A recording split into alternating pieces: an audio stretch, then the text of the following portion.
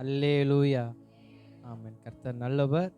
இந்த 11வது நாட்களிலும் கர்த்தருடைய வார்த்தையை கேட்கும்படி கர்த்தருடைய சமூகத்தில் வந்திருக்கிறதான உங்கள் யாவரையும் இயேசுவின் நாமத்தில் அன்போடு வாழ்த்துகிறேன். கர்த்தர் உங்களை அதிகமாய் ஆசீர்வதிக்கட்டும்.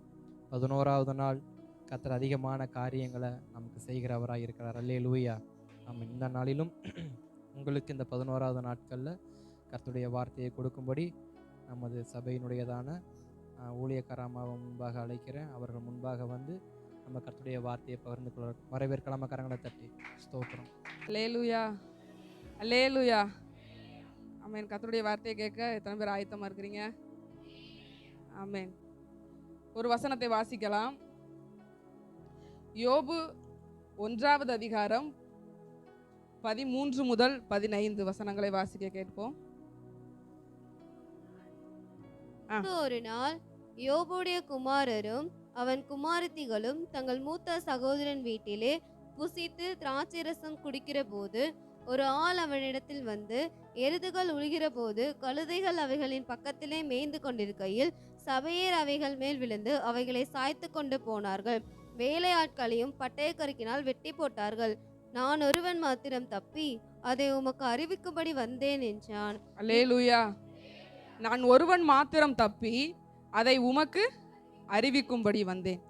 இந்த மறுரூபம் என்ற தலைப்புல 21 நாள் நம்ம ஜெபித்து கொண்டு இருக்கிறோம். ஒவ்வொரு நாளும் ஆண்டவர் ஒவ்வொரு காரியங்களை நமக்கு வெளிப்படுத்தி நம்மை மறுரூபப்படுத்தி கொண்டு இருக்கிறார். மறுரூபம் அப்படின்னா ஒவ்வொருவருடைய இருதயத்திலும் ஒவ்வொரு கருத்து இருக்கும். ஆனால் மறுரூபம் அப்படின்னா ரட்சிக்கப்பட்ட ஒரு மனுஷனுக்குள்ள, ரட்சிக்கப்பட்ட ஒரு தேவ மனுஷனுக்குள்ள தேவனுக்கு ஏற்ற விருப்பம் படி அல்லது தேவன் விரும்புகிறபடியான மாற்றத்தை அந்த மனிதனுக்குள்ள செய்கிற கிரிகை தான் மறுரூபம். அல்லேலூயா. நம்மளுடைய சுபாவத்தில் இருக்கலாம், நம்மளுடைய செய்கையில் இருக்கலாம், நம்மளுடைய காரியங்களில் இருக்கலாம். ஒரு மனிதனை, ரட்சிக்கப்பட்ட தேவனுடைய மனிதனை தேவன் விரும்புகிறபடி அவனை மாற்றுவது, அதனுடைய கிரிகைக்கு பேர் தான் மறுரூபம். அல்லேலூயா. 10 நாட்களும் தேவ செய்தியை நம்ம கேட்டுக்கொண்டு இருக்கிறோம். ஒவ்வொரு ஊழியக்கார வாயிலிருந்து ஒவ்வொரு வார்த்தை, ஆராதனை வேலை அல்லது செய்தி வேலையில், இறுதி ஜபத்தில் கூட சில வார்த்தைகள் பிறந்து ஒவ்வொருத்தவங்களையும் உயிர்ப்பிச்சிருக்கோம். அந்த ஒரு மாற்றம், இந்த காரியம் நான் மாற்ற வேண்டி இருக்கிறது என்ற ஒரு சிந்தனைக்கு ஒரு வார்த்தையை கொண்டு வந்திருந்திருக்கோம். அவைகள் நம்ம வாழ்க்கையில் செயல்படுத்தும் பொழுது அவைகள் மறுரூபமாக மாறுகிறது. நாம் மறுரூபப்படுத்துவது என்பது, ஆண்டவர் நம்மை மறுரூபப்படுத்துவது என்பது, பாவத்திலிருந்து ஆண்டவர் நம்மை ரட்சித்து கொண்டு வந்துட்டார். ஆனால் ரட்சிக்கப்பட்ட உங்களுக்குள்ள தேவன் விரும்புகிறபடியான ஒரு மாற்றத்தை கொடுக்கத்தான் இந்த மறுரூபத்தை கர்த்தர் நியமித்திருக்கிறார். நமக்கு இந்த 21 நாளும் அதற்கு தான். அல்லேலூயா. குணாதிசயங்களில் நம்ம எந்த காரியங்களில் மாற்ற விரும்புகிறோமோ, நம்ம இப்படியாக சொல்லுவோம்ல, என்னை வணங்க ஏசப்பா, என்னை உருவாக்குங்க. அந்த உருவாக்குங்கன்னு சொல்கிறோம் பார்த்தீங்களா? அந்த உருவாக்குங்கன்னு சொல்கிறது, அதை நம்ம உருவாக்குங்கன்னு சொல்லி நம்ம அர்ப்பணிக்கும் பொழுது அதை கொண்டு கர்த்தர் நமக்குள்ளே செய்கிற கிரியை தான் மறுரூபம். அல்லேலூயா. அப்போ மறுரூபம் என்பது தேவனுக்கு ஏற்ற விருப்பப்படி நம்மை வணைகிறது. ஆண்டவர் நம்மை வணைந்து கொண்டு இருக்கிறார். அல்லேலூயா. தேவனை அறியாத ஒரு ஜனத்தை அவருக்குள்ள செய்கிற கிரியை ரட்சிப்பாக வெளியரங்கமாகும். தேவனை அறியாமல், அதாவது நம்மளே எடுத்துக்கலாம். தேவனை அறியாத இருக்கும் பொழுது, தேவன் நம்ம அறியாமல் இருக்கும்போது நமக்குள்ள செய்கிற கிரியைக்கு பேர் ரட்சிப்பு. நம்ம கிரியை செஞ்ச உடனே தேவன் நமக்குள்ள ரட்சிப்பை கொடுத்த உடனே, நம்ம பாவம் மன்னிக்கப்பட்ட உடனே நம்ம என்ன பண்ணுறோம்? ரட்சிக்கப்படுகிறோம். அதே இது ரட்சிக்கப்பட்ட மனுஷனுக்குள்ள செய்கிற கிரியைக்கு பேர் தான் மறுரூபம். புரிகிறதா? இப்போ உங்களுக்கு விளங்கும் நான் நினைக்கிறேன். ரட்சிக்கப்படாத தேவனை அறியாத ஜனத்துக்குள்ள கிரியை செய்கிறது ரட்சிப்பாக மாறுகிறது. ரட்சிக்கப்பட்ட நமக்குள்ள செய்கிற கிரிகை அது மறுரூபமாக மாறுகிறது. அப்போ ரட்சிக்கப்படாத இருக்கும் பொழுது நீங்கள் தேவனை அறிகிறதுக்கு முன் வர்றீங்க. ரட்சிக்கப்பட்டதுக்கு அப்புறம் தேவனை சந்திக்க முன் வருகிறீங்க. ஏன்னா மகிமையில தான் நாம அவருடைய முகத்தை முகமுகமாக தரிசிக்க முடியும். மோசே என்ன பண்ணாரு? முகமுகமாக தரிசித்தாரு. ஆனால் அவர் மறுரூப மலையில் கொண்டு போய் ஆண்டவர் அவர் அந்த 40 நாளும் தமக்கு ஏற்ற விருப்பப்படி அவரை வணைந்து தான் தம்மை வெளிப்படுத்தி இருப்பார். அல்லேலூயா. அப்போ நம்ம ஒரு நாள் வரும், அந்த நிச்சயம் நமக்கு இருக்கணும், அந்த விசுவாசம் நமக்குள்ளே இருக்கணும். நான் ஒரு நாள் இயேசுவை சந்திக்க போகிறேன்.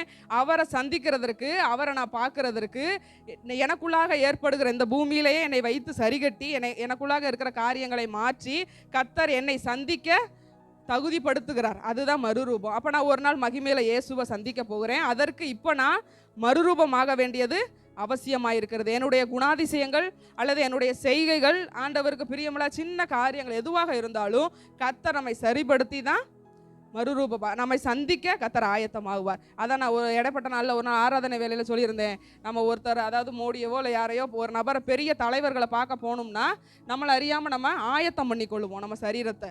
அதே தான் அப்போ மகிமையுள்ள இயேசுவை நம்ம சந்திக்க நம்ம இருதயங்களுக்குள்ள உள்ளான மனிதர்கள், இந்த சரீரம் என்னது மண்ணுக்கு சொந்தம், ஆனால் நம்மளுடைய ஆவி தன்னை தந்த தேவனிடத்துக்கு செல்லும். அப்போ அந்த நம்மளுடைய ஆவியை, நம்ம உள்ளான மனிதனை கர்த்தர் மறுரூபப்படுத்துகிறார். அதுதான் இதனுடைய சரி. மறுரூபமாகுனா எந்த ஒரு காரியத்தில் நான் மறுரூபப்பட வேண்டியது இருக்கிறது, இவைகளை நம்ம சிந்திச்சிருப்போம். நம்மளுடைய எல்லா காரியங்களும் இருக்கும்.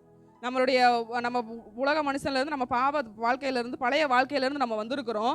நம்ம என்னதான் வந்திருந்தாலும் சில காரியங்கள் நம்ம பின் தொடரும். சில காரியங்கள் நமக்குள்ளே ஒட்டி கொண்டே இருக்கும். அது நமக்கு பெருசாக தெரியாது. அப்போ எந்த ஒரு காரியத்தில் நான் மாற்றம் அடைய வேண்டி இருக்கிறது, எந்த ஒரு காரியத்தில் நான் மறுரூபமடைய வேண்டி இருக்கிறது, எப்படி நான் மறுரூபமாகணும், இந்த மாதிரி கேள்விகள் இருக்கும் நமக்குள்ள. அப்போ மறுரூபமானா மாத்திரம்தான் இந்த 21 நாள் விசேஷத்தை நம்ம கொடுத்துருக்கிறார். அப்போ ஆண்டவர் உங்களுடைய உபவாசத்தை கனம் பண்ணுவார், உங்களுடைய ஜெபத்தை கனம் பண்ணுவார், நீங்கள் அவருக்காக எடுக்கிற பிரயாசங்களை கனம் பண்ணுவார். அதற்கு பதிலாக நீங்கள் நினைத்திருக்கிற ஆசீர்வாதத்தை தருவார். நீங்கள் நினச்சிருப்பீங்க இந்த 21 நாளில் எனக்கு ஏதோ ஒரு ஆசீர்வாதம் வேணும், உலக பிரகாரமாக ஒரு ஆசீர்வாதம் வேணும், அல்லது நம்ம நினச்சிருக்கிறோம் ஒரு பெரிய காரியத்தை. ஆனால் இந்த காரியத்தை உங்களுடைய பிரயாசங்களை, உங்களுடைய உபவாசத்தை கர்த்தர் கனம் பண்ணி இவைகளை கண்டிப்பாக நிறைவேற்றுவார். ஆனால் உள்ளான மனிதன் இதே நாட்களில், இதே 21 நாட்களில் பூமிக்குரிய ஆசீர்வாதத்தை பெற போகிறோம் நம்ம எல்லாரும் விசுவாசத்தோடு கூட. அவைகளுக்கு முன்பாக அதே நிலைமையில் அதை விட அதிகமாகவே நம்மளுடைய உள்ளான மனிதனும் என்ன பண்ண வேண்டியது இருக்கிறது, மறுரூபமாக்கப்பட வேண்டியது இருக்கிறது. அப்போ எந்த ஒரு காரியத்தில் மறுரூபம், எப்படி மறுரூபம் ஆகணும். அப்போ இயேசு மறுரூப மலையில் ஜெபம் பண்ணினான் இருக்கும். அப்போ லூக்கா 9வது அதிகாரத்தில் இப்படியா கொடுக்கப்பட்டிருக்கும். இயேசு மறுரூப மலையில் ஜெபம் பண்ணி கொண்டு இருக்கும்போது அவருடைய முக ரூபம் மாறி இருந்தது. அப்ப முதலாவது ஜெபத்துல மறுரூபமாகலாம். ஜெபம் பண்ணும் பொழுது ஜெபிக்க ஜெபிக்க ஜெபிக்க நாம மறுரூபமாக்கப்படுகிறோம். அல்லேலூயா. ஜெபிக்க தேவனோடு கூட நீங்க பேசுகிறீங்க. அல்லேலூயா. அப்ப ஜெபம் தேவனோடு கூட உங்களை பேச வைக்குது. ஜெபத்துல எப்படி நான் மறுரூபமாக முடியும், ஜெபத்துல நான் ஆண்டவரோட தானே பேசுறேன் அப்படின்னு நமக்கு கேள்வி வரும். ஜெபத்துல நான் தேவனோடு கூட பேசுகிறேன், திரும்ப தேவன் என்னோடு கூட பேசுகிறதுக்கு இந்த வேதத்தை திறக்க வைப்பார். அல்லேலூயா. இந்த வேதத்தை திறக்க வைக்க வைக்க நான் திரும்ப இந்த வேதத்தை படிக்க படிக்க படிக்க தேவனை அறிகிற அறிவில் நான் வளருகிறேன். அல்லேலூயா. அப்போ ஜெபம் வேத வாசிப்புக்கு நேராக நம்ம நடத்துது, வேத வாசிப்பு தேவனை அறிகிற அறிவுக்கு நேராக நடத்துது. அப்போ நம்ம ஒவ்வொரு நாளும் தேவனை அறிகிற அறிவில் வளர வளர வளர வளர வளர நீங்கள் வேதத்தை வாசிக்க வாசிக்க வாசிக்க எந்த ஒரு காரியம் உங்களுக்குள்ள மறுரூபமாக்கப்படணும், எந்த ஒரு காரியம் நமக்கு தேவனுக்கு பிரியம் இல்லாதது இருக்கிறது, எந்த ஒரு காரியம் நம்மை தேவனுடைய கரத்திலிருந்து ஆசீர்வாதத்தை பெற்றுக்கொள்ள தடையாக இருக்கிறது என்பதை இந்த வேதம் நமக்கு சுட்டி காண்பிக்கும். அல்லேலூயா. அல்லேலூயா. எந்த ஒரு மனிதனையும் டோட்டலாக மாற்றுகிறதற்கு எந்த கவுன்சிலிங் போனாலும் முழுசாக மாற்ற ஒருவரால் முடியாது. ஆனால் ஒன்று, நம்மளுடைய இயேசுவின் ரத்தம் நம்மை மாற்றும். ரெண்டாவது இந்த வேதத்துடைய ஒவ்வொரு வார்த்தைகளும், ஏன்னா ஆண்டவர் வார்த்தையாக இருக்கிறார். அப்போ வார்த்தையோடு கூட நம்மோடு கூட பேசி இன்னென்ன காரியத்தில் நீ மறுரூபமாக வேண்டி இருக்கிறது அப்படின்னு சொல்லி ஆண்டவர் நம்மை மாற்றுகிறார். அப்போ ஜெபம் நம்ம வேத வாசிப்புக்கு நேராக நடத்தும். அப்போ வேதத்தை உண்மையாக வாசிக்க வாசிக்க வாசிக்க நம்ம என்ன பண்ண போகிறோம், தேவனை அறிகிற அறிவுக்கு நேராக நம்ம வளர்க்கப்படுகிறோம். தேவனை அறிகிற அறிவு நம்மை எதற்கு நேராக நடத்துகிறது, மறுரூபத்துக்கு நேராக நம்மை மாற்றுகிறது. அல்லேலூயா. அப்போ நீங்கள் இப்படி ஒரு தீர்மானம் பண்ணுங்கள்.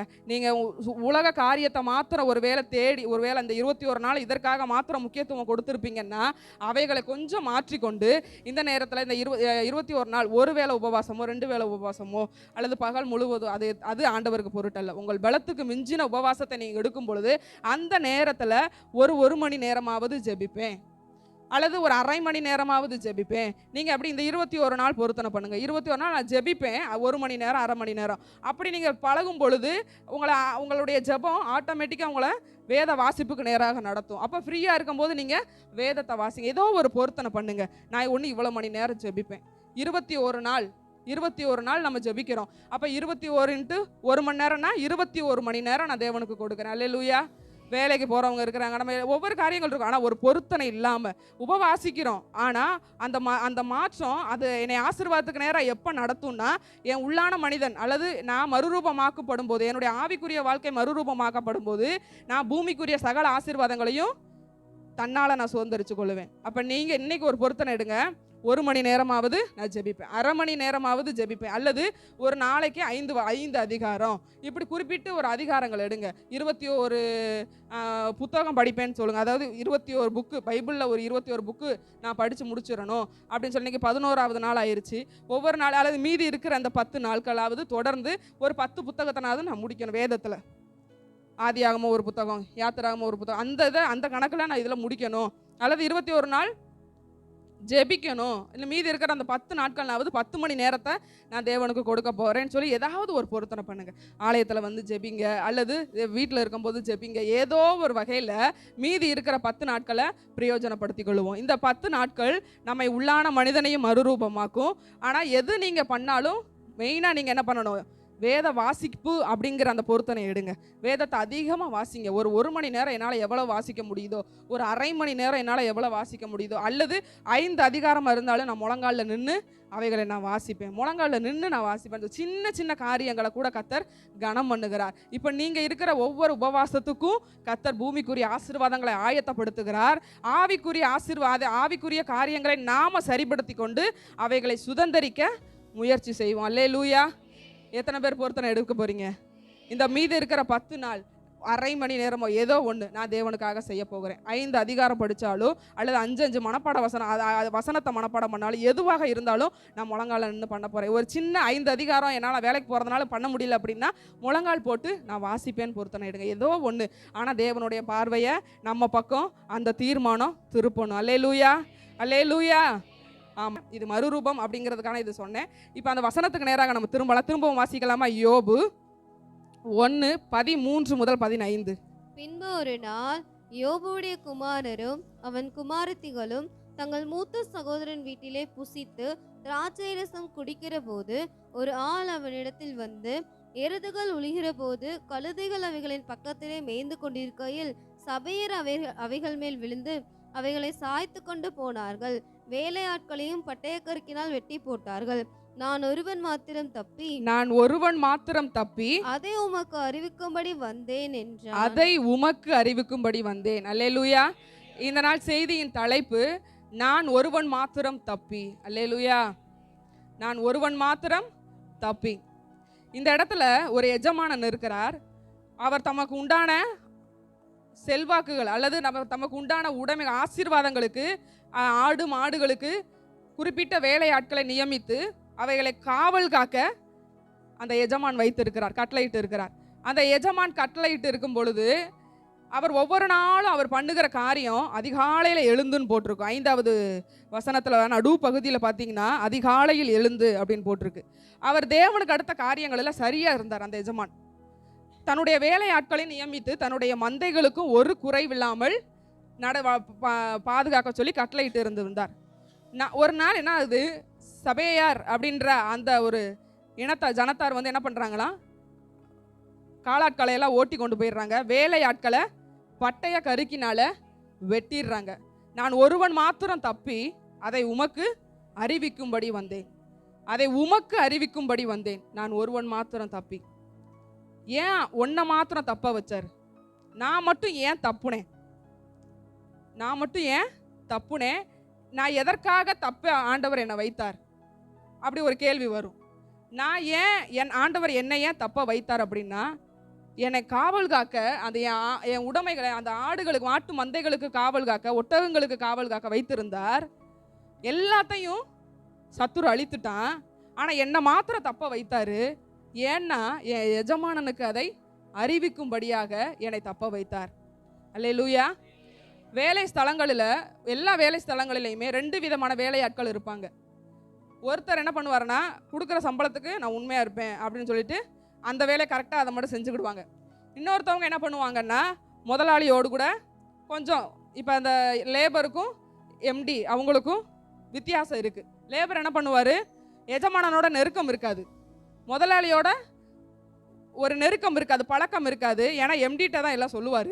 அப்போ லேபர் என்ன பண்ணுவாருன்னா தான் வேலையை முடிச்சிடுவார், சம்பளம் வரும், வாங்கிக்கிடுவார், அவ்வளோதான் அவருடைய இது, அவ்வளோதான். ஆனால் எம்டி என்ன பண்ணுவாருன்னா முதலாளி என்ன செய்கிறார், அதாவது முதலாளியுடைய லாபம் எப்படி கொண்டு வரலாம், அல்லது எனக்கு கொடுக்கப்பட்ட டார்கெட் எப்படி நான் முடிக்கணும், அல்லது ஏன்னா இவரை விட இவருக்கு பொறுப்பு அதிகம். அப்போ இவர் லேபர் போல இருக்க முடியாது. அவர் லேபர் வேலை செய்யலைன்னாலும் எம்டிங்கிற பொறுப்பு என்ன பொறுப்புனா, அந்த பொறுப்பில் அவருக்கு சகல காரியங்களும் கற்றுக் கொடுக்கப்பட்டிருக்கும். இந்த பணம் இவ்வளோ இருக்குது, இந்த மாதத்துக்குள்ளே இவ்வளோ இருக்குது, இந்த மாதம் இவ்வளோ லாபம் வந்திருக்கு, இவ்வளோ நட்டம் வந்திருக்கு, நீ என்ன பண்ணுற அப்படின்ட்டு எஜமான் யாரை தான் கேட்பாரு, கச்சாரோ இல்லை எம்டியோ அவங்கள தான் கேட்பாரு. அப்போ எம்டி பொறுப்பில் இருக்கிறவங்க என்ன பண்ணுவாங்க, கொஞ்சம் பொறுப்பு அவங்களுக்கு அதிகமாக இருக்கிறதுனால, முதலாளியோடு கூட அவங்களுக்கு பழக்கம் இருக்கிறதுனால, நல்ல எம்டினா என்ன பண்ணுவாங்க, உண்மையாக முதலாளிக்கு நான் லாபத்தை கொண்டு வரணும், உண்மையாக நான் ஏதாவது செய்யணும். அப்படி அதில் சுருட்டுறவங்களும் இருக்கிறாங்க, ஆனால் அவங்கள வேண்டாம். ஆனால் உண்மையாக நான் தேவனுக்கு அடுத்த அதாவது எஜமானுக்கு அடுத்த இது விஷயத்தில் நான் உண்மையாக இருக்கணும், எம்டி என்னை பாராட்டணும் அப்படின்னு சொல்லி நான் அந்த டார்கெட்டை எப்படியாவது முடிக்கணும்னு சொல்லி அதிக பிரயாசப்படுகிறவங்களாக இருப்பாங்க. இன்றைக்கி இப்போ நான் ஒருவன் மாத்திரம் தப்பி அப்படின்னு இருக்கு. அப்போ நம்ம கூட நிறைய நம்ம சொந்த பந்தங்கள், நம்மளுடைய கூட்டத்தார், நம்மளுடைய சுற்றத்தார், நட்பு எல்லாமே மத்தியிலையும் ஆண்டவர் நம்மை மாத்திரம் ஏன் தப்பி பிழைக்க செய்து இன்னைக்கு அவருடைய சபைக்குள்ளே வைத்திருக்கிறார்? இந்த ஒரு கேள்வி நமக்குள்ளே வரணும். ஏன் ஆண்டவரை என்னை மாத்திரம் தப்பிக்க பண்ணீங்க? என் கூட இருந்தவங்க, என் கூட சுற்றினவங்க, என் நண்பர்கள், என்னுடைய உறவினர்கள், ரட்சிக்கப்படாத எத்தனையோ பேர் இருக்கிறாங்க என் குடும்பத்தில், என் ரத்த சொந்தத்தில் இன்னும் நிறைய பேர் இருக்கிறாங்க. இது மத்தியில் ஏன் என்னை மாத்திரம் தப்பே பண்ணீங்க? ஏன்னா நீங்கள் அவர்களுக்காக எஜமான இடத்துல அவைகளை அறிவிக்கும்படியாக ஆண்டவர் உங்களை என்ன பண்ணினார், தப்பை பண்ணி இன்னைக்கு சபையில் நிலைநாட்டி இருக்கிறார். அல்லேலூயா, அல்லேலூயா. எல்லா வேலையாட்களும் எல்லாத்தையும் கொண்டுட்டாங்க. ஆனால் இவன் ஒருவனை மாத்திரம் தப்ப விட்டுருக்கிறாங்க. ஏன்னா எஜமான் ஒருவர் இருக்கிறார், அவருக்கு அறிவிக்கும்படியாக அவர் என்ன பண்ணிட்டாரு, என்னை பொறுப்பாக வச்சார், என் கூட சேர்ந்த நிறைய வேலையாட்களை பொறுப்பாக வச்சார். ஆனால் எல்லாத்தையும் வெட்டிட்டாங்க. ஆனால் பட்டயத்துக்கு நான் விளக்கப்பட்டிருக்கிறேன், பட்டயத்துக்கு சத்துருவினுடைய பட்டயத்துக்கு நான் விளக்கப்பட்டிருக்கிறேன், என் குடும்பம் விளக்கப்பட்டிருக்குது அப்படின்னா ஆண்டவர் என்னை சேஃபாக என்கிட்ட தப்பிச்சு ஓட சொல்லி அல்ல, இவ்வளவும் நடந்துருச்சு எஜமானனே, நான் இவைகளையும் உமக்கு அறிவிக்கும்படி நான் ஓடி வந்தேன். அல்லேலூயா. அவன் தான் உண்மையான வேலையால். அல்லேலூயா. எப்படியோ என் ஜீவன் காப்பாற்றப்பட்டா போதும், நான் போகிற வழியில் திரும்ப ஒரு வேளை என்னை பின்தொடர்ந்து வந்து என்னை வெட்டிட்டாங்கன்னா நான் என்ன பண்ணுவேன்னு சொல்லி அவர் எங்கிட்ட ஓடி ஒளிந்திருந்தாருன்னா எஜமான் என்ன பண்ணியிருப்பாரு, பரிதபிக்கப்பட்ட நிலைமையில இருந்திருப்பார். ஆனால் எஜமானனுக்கு அதை அறிவிக்கும்படியாக தன்னுடைய ஸ்தானத்தை அவர் என்ன பண்ணுறாரு, அந்த இடத்துல வந்து அறிவிக்கும்படிக்கும் அவர் ஓடி வருகிறார். 3 முறை அவர் வருகிறார். 3 வேலையாட்கள் தப்பித்து வருகிறார்கள். ஒவ்வொரு பகுதியிலிருந்து 3 வேலையாட்கள் வர்றாங்க. அப்போ ஒவ்வொருவர் அறிவித்தது, நான் உங்களுக்கு இதை அறிவிக்கும்படிக்கு என் ஜீவன் பாதுகாக்கப்பட்டது, இதை உமக்கு அறிவிக்கும்படி நான் ஓடி வந்தேன். அல்லேலூயா, அல்லேலூயா. அப்போ ஆண்டவர் நம்மை தப்ப வைத்ததற்கான காரணம் ஒன்று உண்டு, நான் அவைகளை இயேசுவுக்கு அறிவிக்கும்படி. இயேசு மறுரூப மலையில ஜெபம் பண்ணினார், நம்ம வாசித்தோம். ஜெபம் மலையில ஜெபமலையில அல்லது மறுரூப மலையில ஜெபம் பண்ணி கொண்டு இருக்கும் பொழுது இயேசு மறுரூபமாகினார். ஆண்டவர் ஒரு மாதிரியை வைத்து போகிறார். இன்னைக்கு நம்ம இந்த காரியங்களை அறிவிக்கும்படிக்கு ஜெபத்தில் நம்ம முற்படணும். அல்லேலூயா. என்னுடைய காரியங்களை, என் நண்பர்களுடைய காரியங்களை, சுற்றி இருக்கிற சத்துருவால் வெட்டப்பட்ட சத்துருவுடைய பட்டயத்துக்கு இரையானவர்களை அறிவிக்கும்படிக்கு என்னுடைய ஜெபம் என்ன பண்ணணும், எஜமானனுக்கு நேராக ஏறெடுக்கப்படணும். அல்லேலூயா. ஒவ்வொருவருக்கும் உத்தரவாதியாய் நான் இருக்கணும்.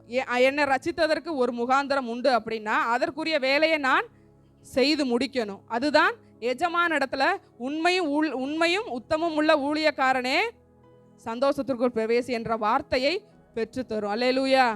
அப்போ ஒவ்வொருவருக்காகவும் இன்னைக்கு நாம என்ன பண்ண போறோம் அப்படின்னா, என் ஜெபத்துல என் கூட பிறந்தவர்களாகட்டும் அல்லது ரட்சிக்கப்படாதவர்களாகட்டும், தேவனை அறியாதவர்களாகட்டும், நான் முதல்ல சொன்ன பார்த்தீங்களா, தேவனை அறியாதவர்களுக்குள்ள செய்கிற கிரியை ரட்சிப்பாக வெளியரங்கமாகும்.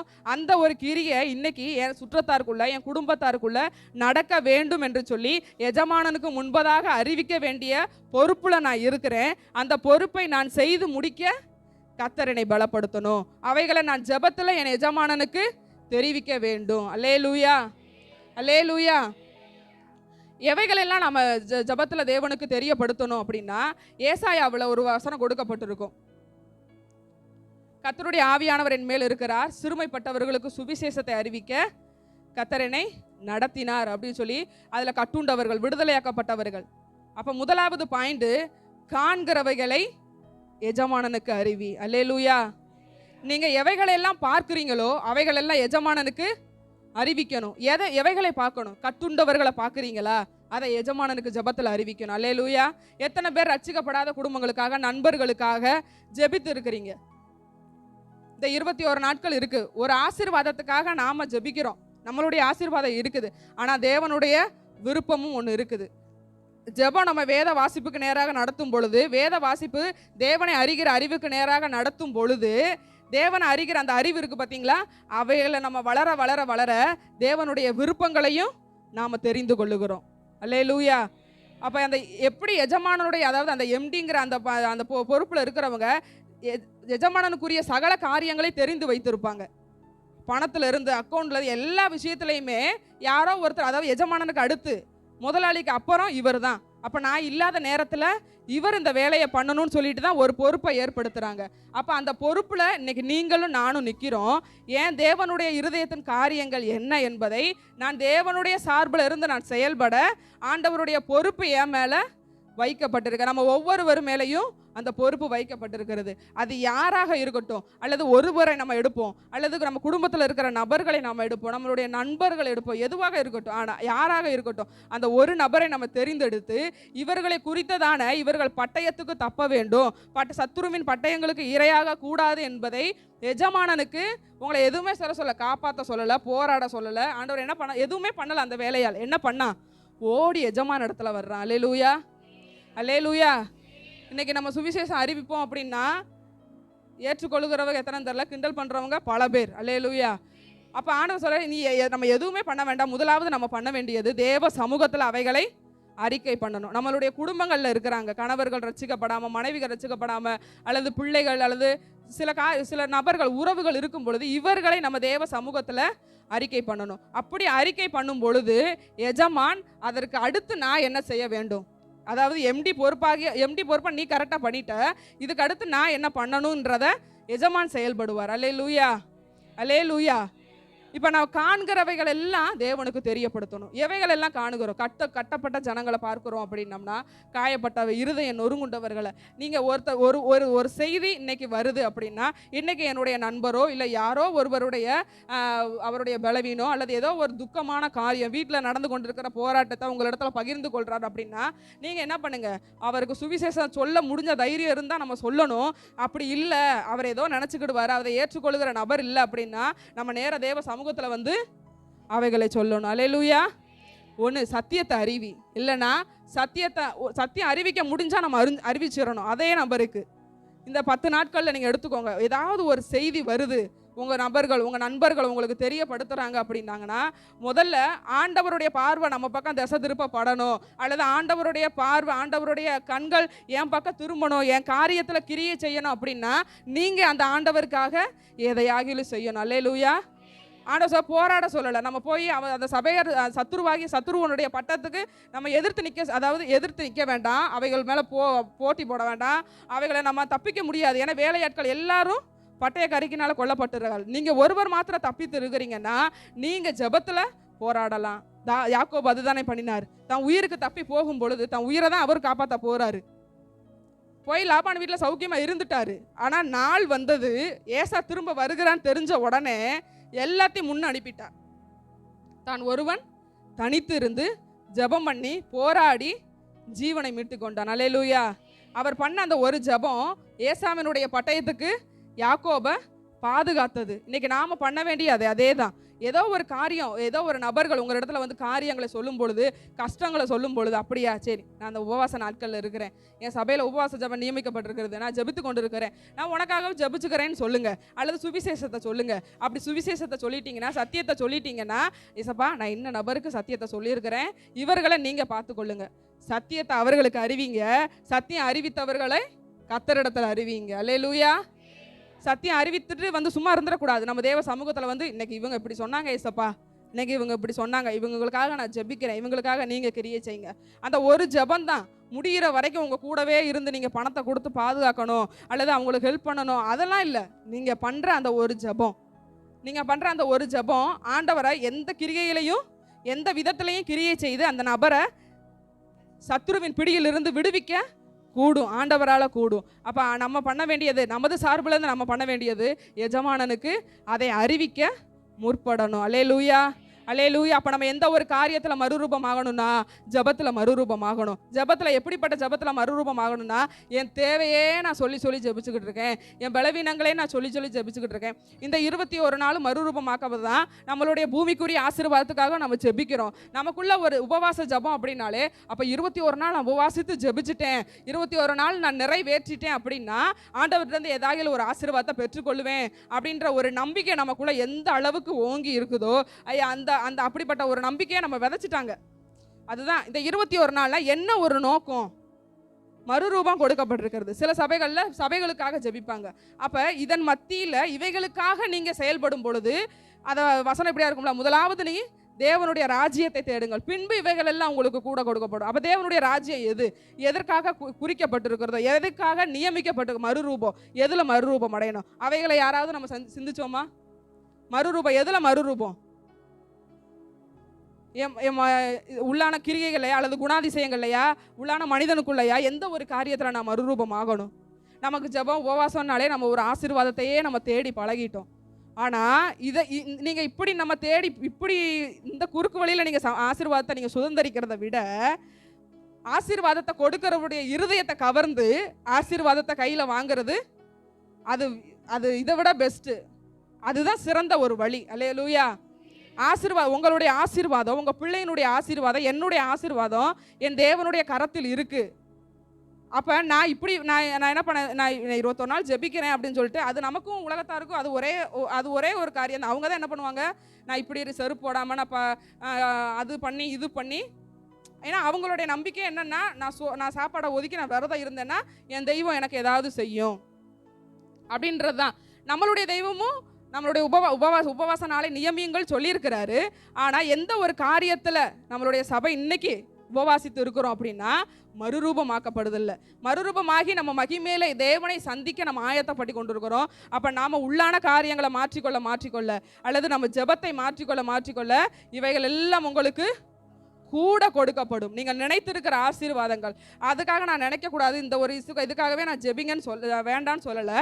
அந்த ஒரு காரியத்தை எழுதி வச்சிருங்க. 21 நாள் ஜெபம், ஏசப்பா முடிவில் எனக்கு இந்த ஒரு பதில் வேணும், என் பிள்ளையனுடைய வாழ்க்கையில், என் கணவருடைய வாழ்க்கையில், என் சரீர சுகத்தில் ஏதோ ஒரு மாற்றம், எனக்கு ஒரு ஆசீர்வாதத்தை கையில் வேணும். இந்த 21 நாளுக்கு அப்புறம் நானும் சாட்சியாக சபையில் நிற்கணும். ஆனால் அதற்கு முன்பதாக நான் எனக்கு கொடுக்கப்பட்டுள்ள அந்த தலைப்பு மறுரூபம். அப்போ இதுக்கு இடையில நான் எவைகளை மறுரூபமாக்கப்படணும், இது எப்படி என்று சொல்லி நம்ம வேதத்தை ஆராய்ந்து அதன் வழியில் நம்ம நடக்கும் பொழுது நிச்சயமாகவே நம்மளுடைய உபவாசத்தை எப்படி கனம் பண்ணுகிறாரோ அதே போல், நம்ம ஜெபத்தை எப்படி கனம் பண்ணுகிறாரோ அதே போல், நம்மளுடைய இருதயத்திலிருந்து எழுதப்பட்ட அந்த விருப்பமாகி அந்த எழுத்துக்களையும் கர்த்தர் கனம் பண்ணுவார், அந்த நினைவுகளையும் கர்த்தர் கனம் பண்ணுவார். அப்போ ஆண்டவருடைய பார்வை என் பக்கம் திரும்பணும்னா என் ஜெபத்தில் ஒரு மறுரூபம் வேணும். அல்லேலூயா, அல்லேலூயா, அல்லேலூயா.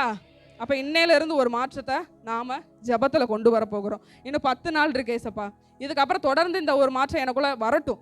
நான் ஜெபிக்கும் பொழுது, காலையில் எழுந்திரிச்சு ஜெபிக்கும் பொழுது, சரி நான் எல்லாத்துக்காக ஜெபிக்கிறேன், என் குடும்பத்தை ரத்த கோட்டைகளை ஒப்பு கொடுக்குறேன், என் பிள்ளைகளை ஒப்பு கொடுக்குறேன். அது போக என் கூடவே இருந்த வேலையாட்கள் பட்டய கருகினால் வெட்டப்பட்டு இருக்கிறாங்க, அவைகளையும் நான் உங்களுக்கு அறிவிக்கிறேன். இவங்க எத்தனை பேர் இருக்கிறாங்க, அதில் பிரதான ஒருத்தர், சொந்த பந்தம் நண்பர்களாக இருந்தால் பிரதான ஒருத்தர் எடுத்துக்கோங்க. அவர் ரட்சிப்பு வரும் வரைக்கும் ஒரு சின்ன ஜெபம், அவ்வளோதான் டெய்லி. ஆனால் ஆண்டவருக்கு தெரியப்படுத்தணும். அல்லேலூயா, அல்லேலூயா. பாஸ்டர் நிறைய ஒரு ஜெப குறிப்பெல்லாம் கொடுத்து பைபிளெல்லாம் கூட 5 பேர் எழுதி வைத்து ஜெபம் பண்ணுங்கன்னு சொல்லி சொன்னோம். அப்போ அந்த பேர்லாம் நம்ம எழுதி வச்சு ஜெபிச்சோம். அவங்களுக்கு நம்ம சுவிசேஷம் சொல்ல சொந்த பந்தமாக இருந்தால் நிச்சயம் கிண்டல் பண்ணுவாங்க, நிச்சயம் அவங்க என்ன பண்ணுவாங்க, நம்மளோட வாதாடுவாங்க. ஆனால் அப்படிப்பட்ட நபர்கள் இடத்துல நான் ஒவ்வொரு நாளும் தேவனிடத்தில் இந்த ஒரு காரியத்தை தெரியப்படுத்துகிறேன்னு நம்ம சொல்லிட்டோம்னா அவ்வளோதான்.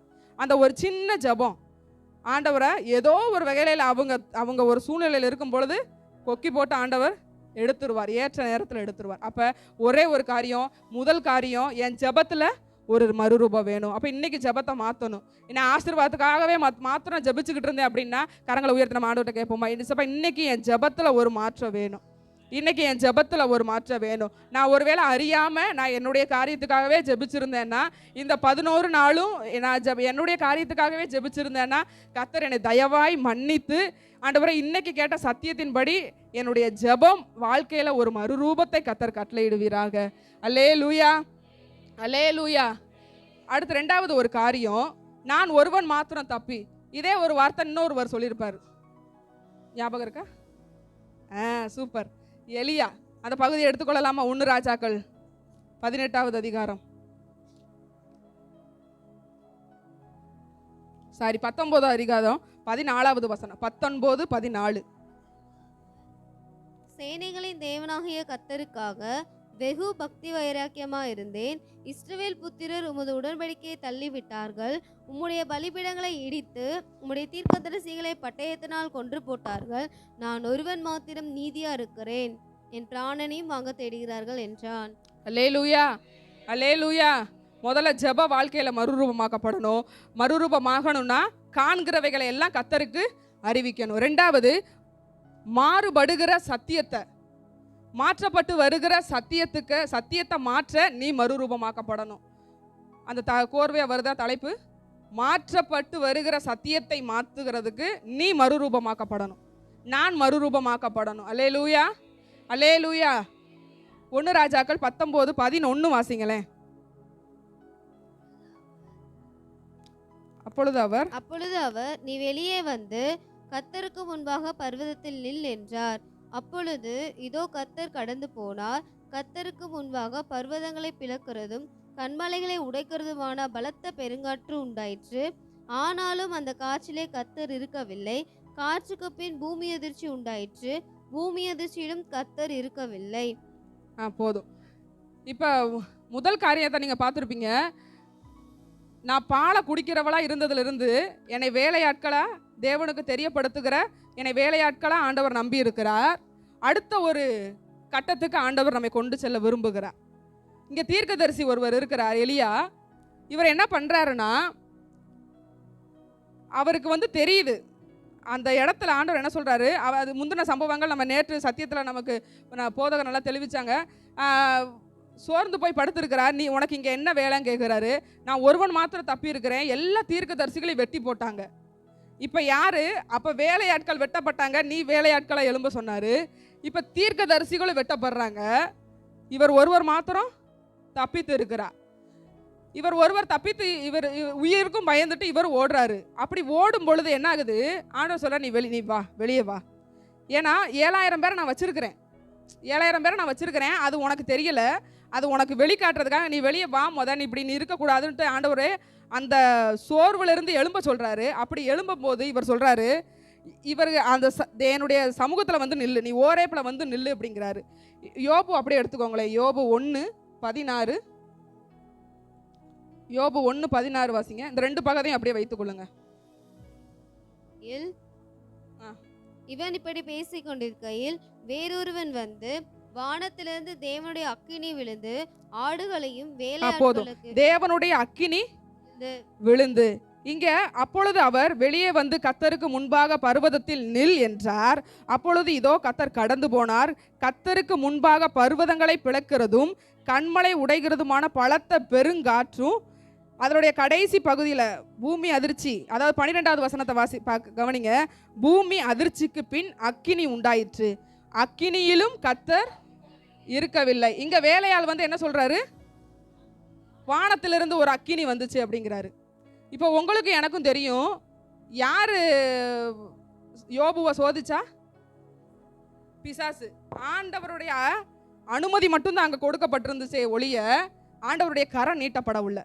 ஆண்டவருடைய எந்த ஒரு கிரியையும் அந்த இடத்துல யோபுவை சோதிக்கலை. அனுமதி மாத்திரம்தான் கொடுத்தாரு. அதுவும் எதுக்குன்னா, நீ என்னை உண்மையாக நேசிக்கிறியா அப்படின்ற அவருக்காக சப்போர்ட் பண்ணி இந்த இடத்துல சத்துரு தேவனோடு கூட போராடி ஒரு அனுமதியை மாத்திரம்தான் வாங்குறான். அப்போ யோபு சோதிக்கப்பட்டது சத்துருவால. ஆனால் வேலையாள் என்ன சொல்கிறான்? அக்கினி, தேவனுடைய அக்கினின்னு சொல்லி வந்திருக்கு. தேவனுடைய அக்கினி அங்கே வந்ததுனால என்ன ஆயிடுச்சு? எல்லாம் போயிருச்சு அப்படிங்கிறாரு. ஆனால் இங்கே எலியா என்ன சொல்கிறாரு? அவருடைய அக்கினி இங்கே அக்கினி கடந்து போயுமே அந்த அக்கினியில் கர்த்தர் இருக்கிறாரா இல்லையாங்கிறத கணிக்கக்கூடிய ஒரு தீர்க்கதரிசியாக இருந்தார். அல்லேலூயா, அல்லேலூயா. ஜெபம் வேத வாசிக்க வைக்கும் சொன்னேன் பார்த்தீங்களா? வேத வாசிப்புக்கு நேரம் நம்ம நடத்தும் சொல்ல பார்த்தீங்களா? அந்த வேத வாசிப்பு தேவனை அறிகிற அறிவுக்கு நேரம் நம்ம நடத்தும் பொழுது சத்தியத்தை கணிக்கக்கூடிய பக்குவத்தையும் நம்ம இருதயத்தை உண்டாக்கும். நம்ம இருதயத்தை சத்தியம் எதுங்கிறத கணிக்கக்கூடிய பக்குவத்தை அந்த தேவனை அறிகிற அறிவு நம்மை பலப்படுத்தும். அந்த இருதயத்தை அப்படியாக பக்குவப்படுத்தும், அப்படியாக உருவாக்கும். இப்போ எலியாவுக்கு தெரியுது கர்த்தருடைய அக்கினி இங்கே நான் கடந்து போயுமே அந்த அக்கினியில் கர்த்தர் இல்லை. அக்கினி இருக்குது, ஆனால் அக்கினியில் கர்த்தர் இல்லைங்கிறத அவர் கணிக்கக்கூடிய அந்த சத்தியத்தில் அவர் இருந்தார். ஆனால் வேலையாட்கள் என்ன சொல்கிறாரு? தேவ அக்கினி பட்சித்து போட்டது அப்படிங்கிறாரு.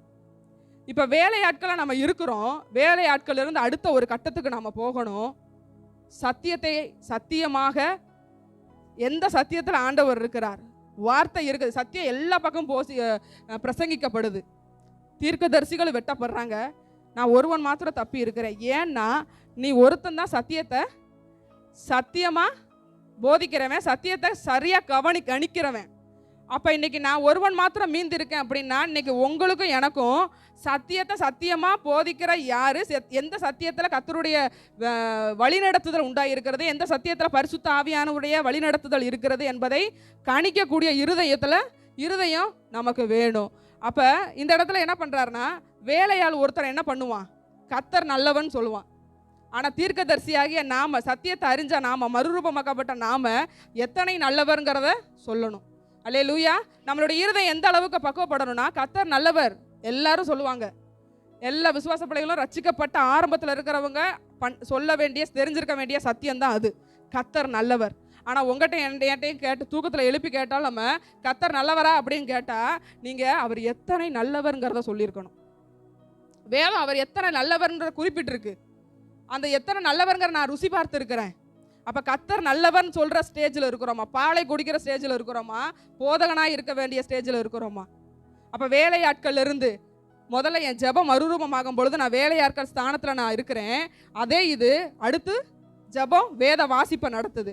அப்போ வேலையாளாகிய நான் தீர்க்கதரிசி அல்லது மறுரூபமாக்கப்பட்ட ஸ்தானத்துக்கு நான் வருகிறேன். மறுரூபமாக்கப்பட்ட ஸ்தானத்துக்கு நான் வந்துட்டேன் அப்படின்னா சத்தியம் எனக்கு தெளிவாக தெரியும்.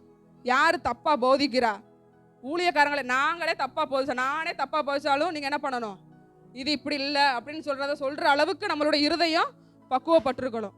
நீங்கள் சொல்கிறீங்களா? நான் சொல்லணும், இல்லை சரசம்மா இது இப்படி அப்படின்ட்டு நான் சொல்லணும். இல்லை இது இப்படி இல்லை, இது இப்படி தான் அப்படின்றத சத்தியத்தை நான் போதிக்கணும். அது எல்லாருமே அந்த வேலையை நம்ம செய்யணும். ஏன்னா பவுல் தான் சொல்கிறார், பாலை குடிச்சுக்கிட்டு இருக்கிறீங்க நீங்கள், இன்னும் காலத்தை பார்த்தால் போதகனாக இருக்க வேண்டிய நீங்கள். நம்ம ரட்சிக்கப்பட்ட அனுபவங்களை தேடி பார்த்தா நம்முடைய இருதயத்தையும் அதனோடு கூட ஒப்பிட்டு பார்த்தா இன்ன வரைக்கும் நான் ரட்சிக்கப்பட்ட நாள்லேருந்து என் இருதய பலகையில் எத்தனை சத்தியம் எழுதப்பட்டிருக்கு, எத்தனை வசனங்களுக்கு இதனுடைய ஆழங்களை நான் அறிய பழகி இருக்கிறேன். வசனத்தை நம்ம எல்லாரையும் போல வாசித்தோம் அப்படின்னா நம்ம வேலையாள் ஜபத்தில் மாத்திரம்தான் மறுரூபமாக்கி கொண்டு இருக்கிறோம். இதே இது மறுரூபமாக்கப்பட்டவர்களாக தீர்க்கதரிசியாக அப்படின்னா என்னுடைய சத்தியம் நான் படிக்கும் பொழுது அதனுடைய ஆழங்களை எனக்கு காண்பித்து கொடுக்கணும். ஏன்னா தானியலுக்கு மறைபொருளை கர்த்தர் வெளிப்படுத்தினார். அப்போ வேதத்தில் இருக்கிற மறைபொருளை கர்த்தர் எனக்கு வெளிப்படுத்த போதுமானவராக இருக்கிறார். அல்லேலூயா. அப்போ எத்தனை பேர் விருப்பம் உள்ளவர்களாக வேதத்தை வாசித்து நாம் இந்த வேதத்தில் உள்ள ரகசியங்களை அறிந்து கொள்ள முற்பட்டு இருக்கிறோம். அப்படி நாம் அந்த பக்குவத்துக்கு வரணும். அல்லேலூயா. அப்போ இன்னைக்கு ரெண்டாவது என்னுடைய வேத வாசிப்புல மறுரூபமாகணும். என்னுடைய வேத வாசிப்புல ஒரு மாற்றம் உண்டாகணும். என்னுடைய வேத வாசிப்புல மாற்றம் உண்டாகும் பொழுது சத்தியத்தை எந்த இடங்களிலையும் தைரியமாய் இது இப்படிதான் அப்படி என்று சொல்லக்கூடிய அந்த ஒரு பக்குவத்துக்கு என்னுடைய இருதயம் வந்துடும். அப்போ இங்கே இவ்வளோ இருக்குது. நான் ஒரு வேத பகுதியை உங்களுக்கு சுட்டி காட்டுனா உங்களுக்கு அழகாக புரியும் என்று நம்புகிறேன். இல்லை இதுக்கப்புறம் அவர் என்ன பண்ணுவார்? பெருங்காற்றுனால ஒட்டகங்கள்லாம் இதாயிருச்சு அப்படி சொல்லுவார் வேலையாட்கள். ஆனால் இங்கே எலியா என்ன பண்ணுவார்? பெருங்காற்றுலையும் கர்த்தர் இல்லை, அக்கினியிலையும் வேலையால் என்ன சொல்கிறான்? அக்கினினால தேவனுடைய அக்கினி பட்சித்து போட்டதுங்கிறாரு. ஆனால் எலியா கணிக்கிறாரு, இந்த அக்கினியில் கர்த்தர் இல்லை, இந்த பெருங்காற்றில் கர்த்தர் இல்லை, இந்த இதில் இது இல்லை. அப்போ எல்லாவற்றையும் நீங்கள் நிதானிக்கணும். ஆவியில் நிரம்புறதுல இருந்து எல்லா காரியங்களையும் நம்ம பக்குவப்பட கற்றுக்கொள்ளணும். இது உண்மையாகவே ஆவியில் நிரம்பி பரிசுத்த ஆவியானுடைய வெளிப்பாடு இதில் இருக்குதா? நான் ஆவியில் நிரம்பும் பொழுது பரிசுத்த ஆவியானவரால் நிரப்பப்படுறேனா, அல்லது சத்துருவின் கிரிகையா, அல்லது சத்துருவினுடைய கிரிகையா? இவைகளை கணிக்கவும் நம்மளுடைய இருதயம் பக்குவப்படணும். இவைகளை யார் கற்றுக் கொடுப்பா? யாரும் கற்றுக் கொடுக்க முடியாது. சத்தியம்தான் நம்மை கற்றுக் கொடுக்கும். எப்படி உங்களை நடத்துமோ அந்த சத்தியத்துக்குள்ள உங்களை நடத்தும்.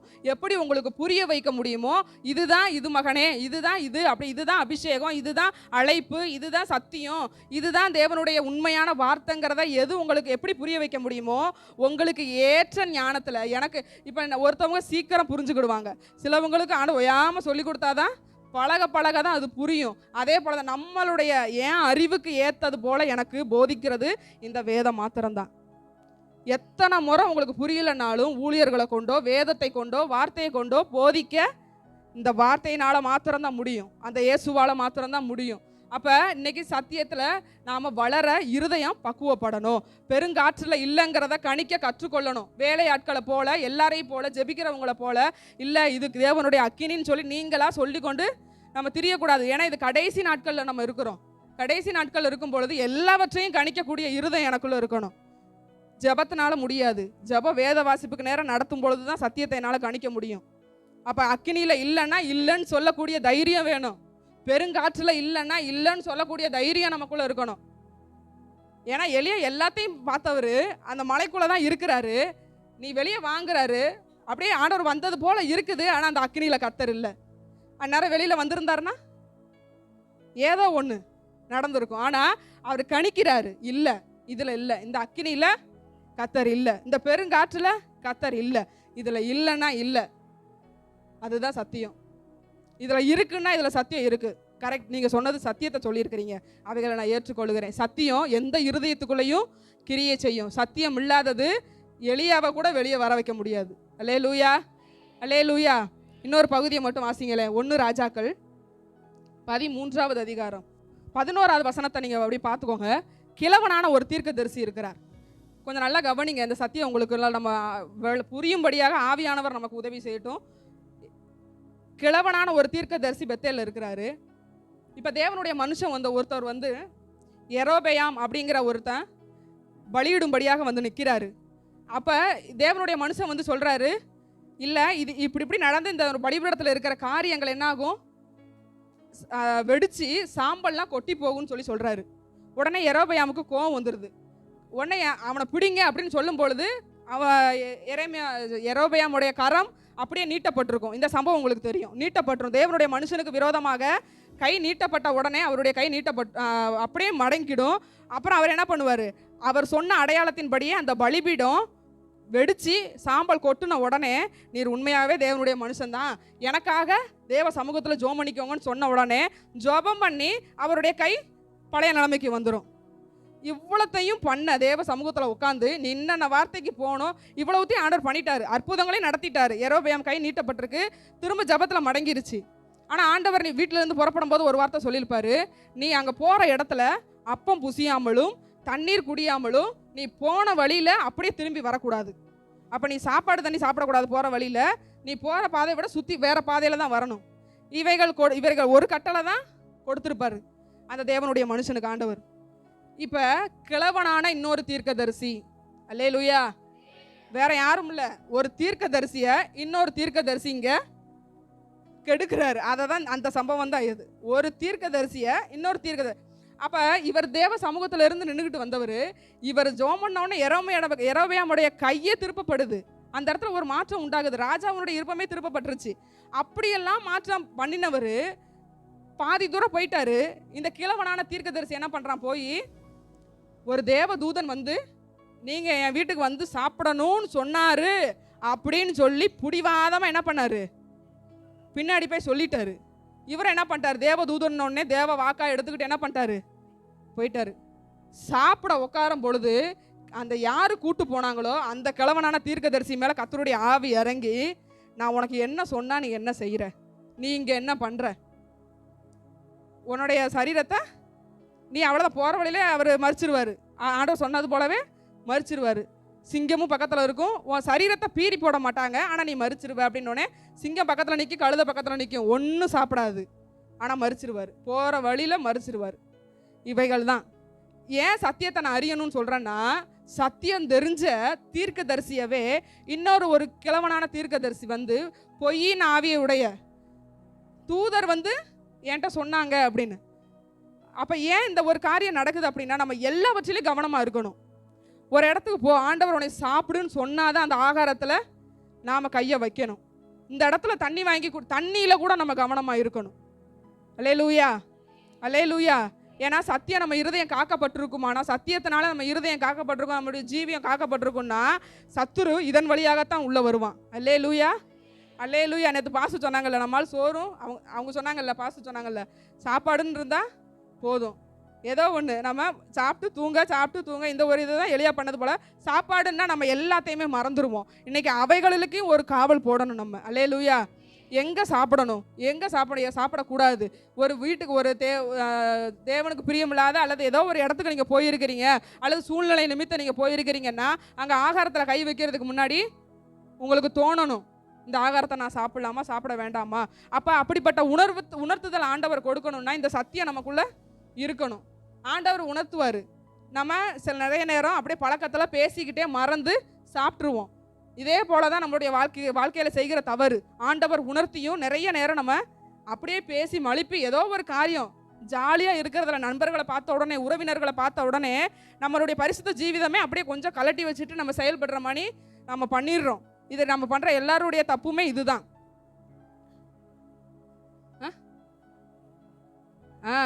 போஜன பிரியனாக இருந்தால் தொண்டையில் கத்திய வைங்கிறாரு. அப்போ சில இந்த காரியங்கள்லாம் ஆண்டவர் உணர்த்துகிறதற்கு உங்கள் இருதயத்தில் ஏற்ற சத்தியம் இருக்கணும். அந்த சத்தியத்தை கொண்டு தான், வார்த்தையை கொண்டு தான் ஆண்டவர் பேசுவார் அல்லது உணர்த்துவார்.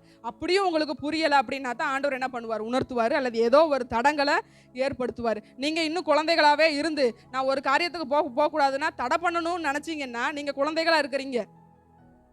எத்தனை நாளைக்கு நம்ம இப்படி குழந்தைகளாக இருந்து பரலோக ராஜ்யத்தை பார்க்க போக முடியும்? மகிமையில் நம்ம எப்படி எடுத்துக்கொள்ளப்பட முடியும்? சத்தியத்தில் அடுத்தடுத்த கடத்தில் நம்ம வளரணும். ஆண்டவர் இங்கே குழந்தையாக இருக்கும் பொழுது உணர்த்துவார், பேசுவார்.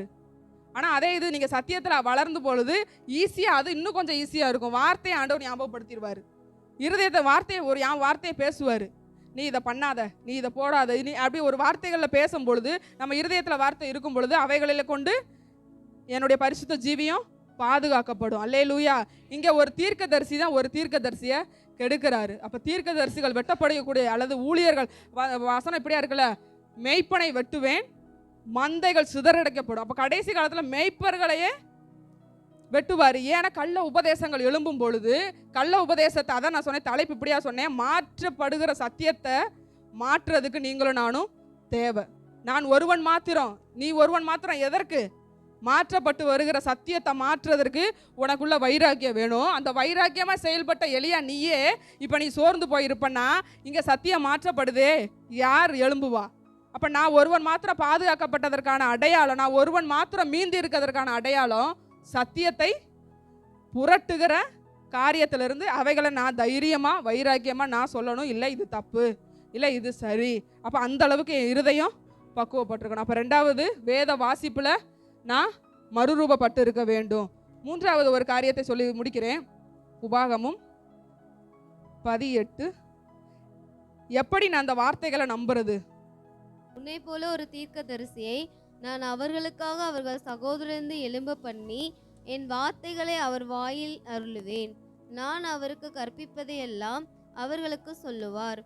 என் நாமத்தினாலே அவர் சொல்லும் என் வார்த்தைகளுக்கு செவி கொடாதவன் எவனோ அவனை நான் விசாரிப்பேன். சொல்லும்படி நான் கட்டளையிடாத வார்த்தையை என் நாமத்தினாலே சொல்ல தூணி தீர்க்கதரிசியும் வேறே தேவர்களின் நாமத்தினாலே பேசும் தீர்க்கதரிசியும் சாக கடவன். கர்த்தர் சொல்லாத வார்த்தை இன்னதென்று நான் எப்படி அறிவேன் என்று நீ உன் இருதயத்தில் சொல்வாயாகில்.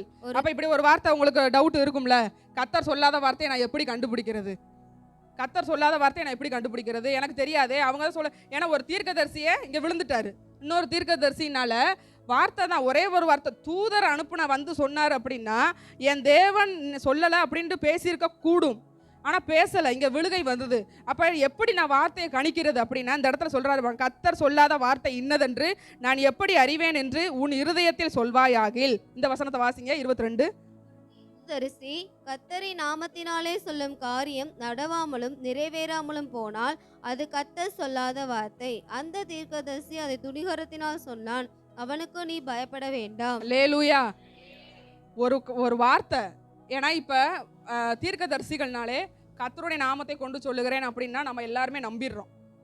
அது சத்தியம். கர்த்தருடைய நாமத்தை கொண்டு தான் நம்ம சுகமாக்கணும், அந்த நாமத்தை எடுத்து தான் நாம் விடுதலை கொடுக்கணும்.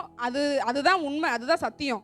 ஆனால் இந்த ஒரு வார்த்தையவே எல்லா கள்ள தீர்க்கதரிசிகளும் கள்ள போதகர்களும் பயன்படுத்த ஆரம்பிக்கிறாங்க. ஏன்னா இது கடைசி காலம்.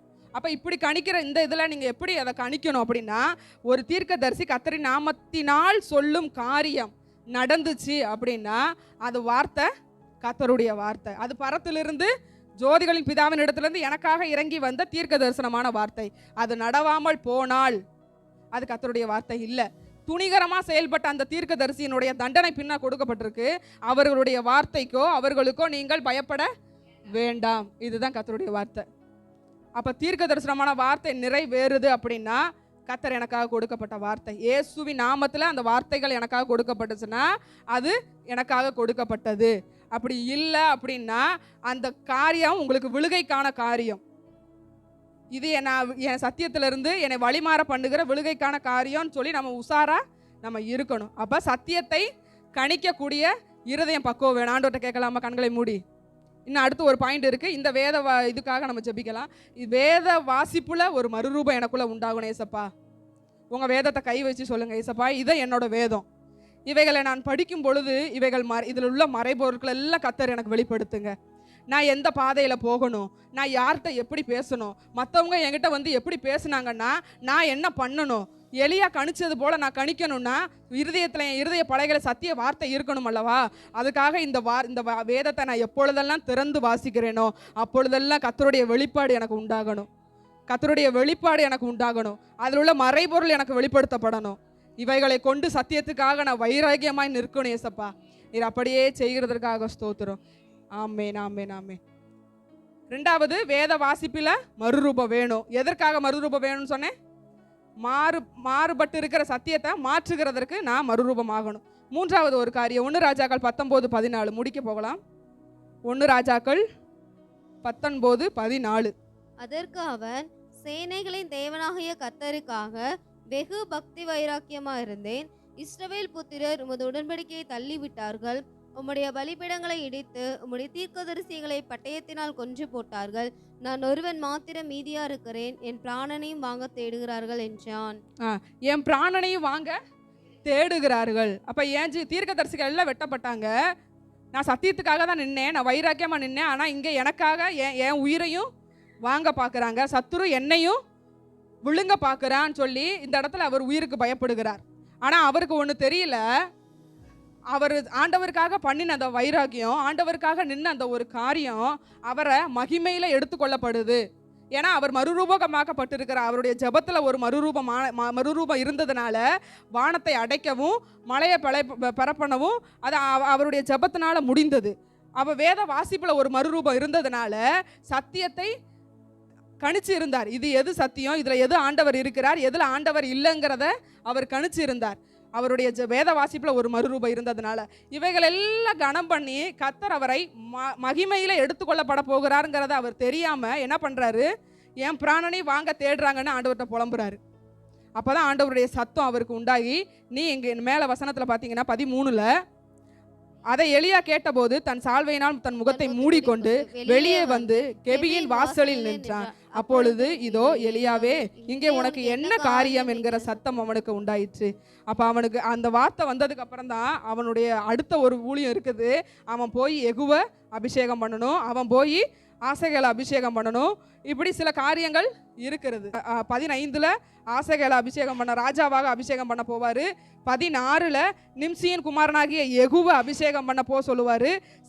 அதுக்கப்புறம் தான் எலிசா தீர்க்கதரிசியாக ஒருத்தர் அபிஷேகம் பண்ணுறாரு, ஆசாரியனாக ஒருத்தர் அபிஷேகம் பண்ணுறாரு. இப்படி பொறுப்பு விட்டுட்டு இவர் என்ன பண்ணுறாரு, என் ஜீவனை எடுத்துக்கொள்ளுங்கன்னு கேட்டுட்டு இருந்திருக்காரு. அப்போ தான் ஆண்டவர் சொல்கிறாரு, இல்லை, நீ தேவனுக்காக நின்று அந்த வைராக்கியம் உன்னை மகிமையில் கொண்டு போக போகுது.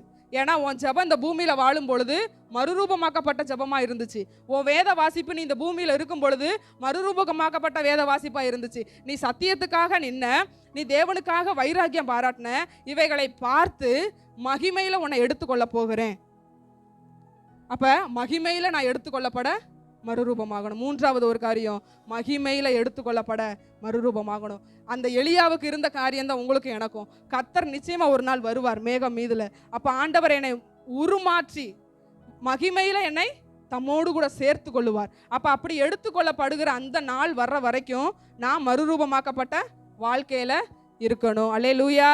மூன்றாவது எதுக்காக நம்ம மறுரூபமாகணும்னா மகிமையில நான் எடுத்துக்கொள்ளப்பட. எலியா எடுத்துக்கொள்ளப்பட்டது போல மகிமையில ஆண்டவர் என்னை, எலியாவனால ஆண்டவர் எடுத்து தான் கொண்டாரு, ஆனா என்னை கூப்பிட அவர் நேர்ல வர்றார். அல்லேலூயா. இரண்டாம் வருகை சமீபித்து இருக்கிறது. எனக்கு அது ரொம்ப பெருமை. ஏன்னா இயேசு என்னை கூப்பிட வருகிறார். அவர் வரும் பொழுது நான் அவரோடு கூட பறந்து போக மகிமையில நான் எடுத்துக்கொள்ளப்பட. இந்த நம்ம சரீரம் இருக்காது. வீடியோவில் நிறைய வீடியோவில் பார்த்தீங்கன்னா சத்தியமாக தான் சொல்லுது, வீடியோலாம் காட்டியிருப்பாங்கல்ல, இருப்பாங்க டக்குன்னு அப்படியே ஆடைகள் மாத்திரம் அப்படியே இது வந்து கலந்துரும், அப்படியே எடுத்துக்கொள்ளப்படுவாங்க. அப்போ அந்த ஒரு மகிமையான நாள் நிச்சயம் நமக்கு இருக்குது. அப்போ அந்த மகிமையான நாளுக்காக அந்த நாளில் நான் எடுத்துக்கொள்ளப்படணும்னா என் ஜெபம் மறுரூபமாக்கப்பட்டிருக்கணும், என் வேத வாசிப்பு மறுரூபமாக்கப்பட்டிருக்கணும்.